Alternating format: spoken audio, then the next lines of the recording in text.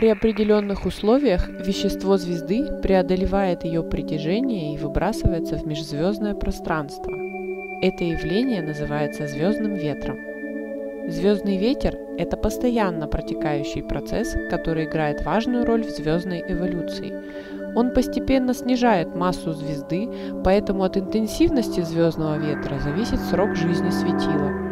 К тому же он обогащает межзвездную среду заряженными и нейтральными частицами, перенося их на значительные космические расстояния. Звездный ветер, исходящий от нескольких близко расположенных друг к другу светил, может стать причиной конденсации межзвездного вещества и последующего звездообразования.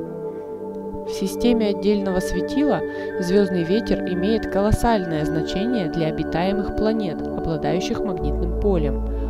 Он создает магнитосферу, радиационные пояса, а также защищает всю систему звезды от проникновения межзвездного газа и галактических космических лучей, способных нанести вред живым организмам.